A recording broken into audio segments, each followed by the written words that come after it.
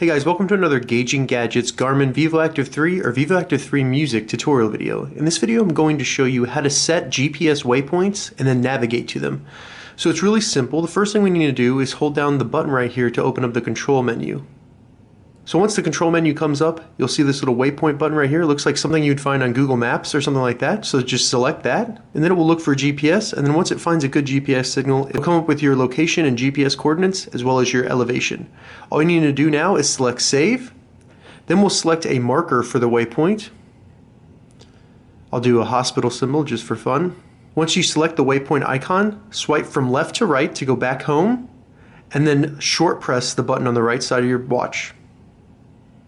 This will bring up the activity section. Scroll all the way down until you see navigation. If you don't see navigation, select this little 4 dots right here and then you'll see it in there. Once you select navigation, go through and find saved locations and then find the waypoint that you just saved. Now you can select to go to it or change details about it. I'll select go to. Once the GPS connects, we can press start.